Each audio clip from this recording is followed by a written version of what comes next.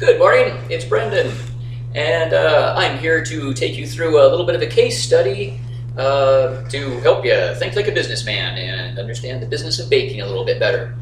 And the thing that I will use for our specific example in this case study is, of course, the exciting new thing, the keto loaf or almond loaf. Let me just grab it out of the freezer so we can play with it a bit.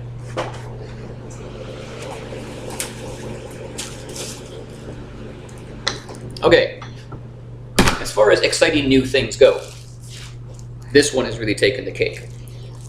However, the pattern that we have come to understand over the last 7 years with, frankly, the great majority of new product introductions is that when you start something new, whether it's a sweet or a bread or whatever, people get excited, right? We put out something new, it's like, yeah, let's try that. And sales go like, woo.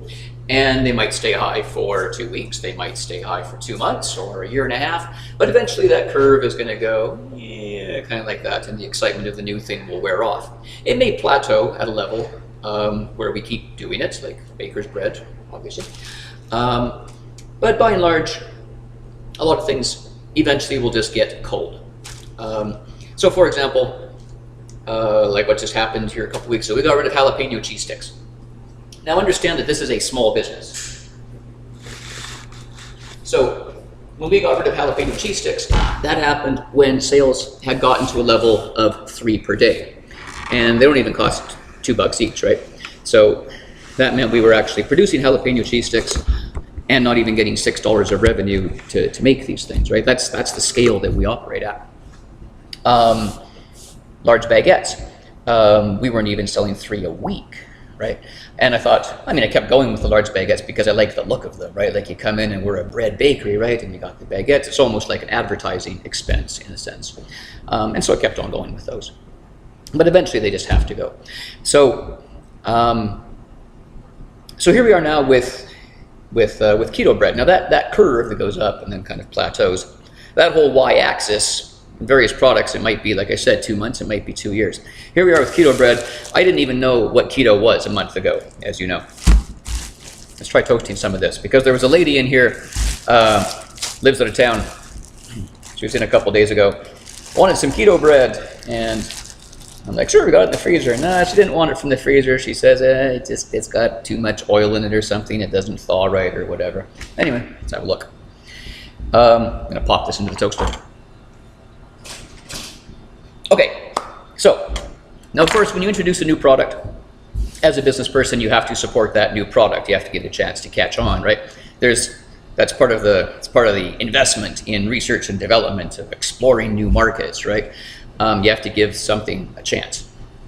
And like I said, this one was unusual. It quite blew me away. Like we made that first batch, I think it was just 6 loaves, and bang. Like they were instantly gone, and Carol had to spend the next 12 hours on Facebook dealing with all the messages of people who were like, yay, you're making a keto product, right? A couple days later, I made 6 more loaves, same thing, gone. I made 20 loaves, gone. I did a batch of 40 loaves, and 24 hours, gone. And again, Carol is spending all this time on Facebook with people who are just so hyped. The curve just went bang, right? And here we are now a couple weeks later, and I've got dozens of keto loaves in the freezer. Over the Friday, Saturday period of the weekend, we sold 1, and now I need some feedback, right? I want to know what you think of it, because it's just so expensive, frankly. And I know from your point of view, it's pretty expensive too, right? Like $16 for one of these loaves. That's serious money, right? But here I am now, I got a delivery showing up in about an hour, and it's gonna have another $200 box of almond flour. It's gonna have another $150 worth of whole eggs. And I've also ordered like a $200 jug of olive oil, okay? And all of this is for keto bread, which I now think I need to understand a little bit better. This is where you guys are gonna come in. Because I can't just give it away, right? I can't put it on the champion pile and send it off, champion center pile and send it off to charity, because the ingredient cost here, I think that's all right. The ingredient cost here is simply too high, okay? And if you've tried it, and you got excited right off, the bat, and like, yay, they're making keto stuff. I got to get down there and try it. If you tried it, and they say it's not really my thing. Okay, fair enough, but I got to know that, right? So please tell me. Or if you tried it and you're totally gung-ho and you want to keep at it, I got to know that. And if you, well, I know we're a bakery, right? So we are part of the cult of fresh. If you have the idea that as long as it was made just today or yesterday, and that to you makes this a valuable product that is worth $16 a loaf, but if it's any older than that, you don't want it, then please tell me, because I have to figure something about that out, because I have not yet found a way to integrate production of this almond bread into our normal bake, right? So it's getting added on to the day's work somewhere else, right? With other products, excuse me, like a baguette has virtually nothing for ingredient costs, right? But so what you're paying for there is mostly the labor, but with this you have to pay for ingredients plus labor.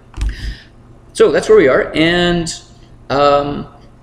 yeah, just given how unique this is in terms of how it blew me away in terms of the initial demand, and then also the the high cost of the ingredients and just how unusual it is to produce this stuff, and the fact that I just can't take too much risk on buying all the ingredients for this unless I really know how our demand is shaping up. We are now going to survey you to find out where it is you're at with this keto thing. Yeah, so thanks, babe. So I agree. I think Brendan's done a spectacular job figuring out how to make this, and we're still figuring out how to incorporate it into our regular bake, but it's my job to figure out how to sell it, and that's where we need to hear from you. So much like our other forms to order products, I have a survey created in a Google Forms, and the link is in this post. So if you are one of the customers who have purchased the keto bread or are otherwise really keen on being involved in this whole new venture we're getting into, please fill in the survey so that we can take your opinions into account and make the right decisions. So thanks, Medicine Hat. Thanks, babe. See you at the bakery. Thank you.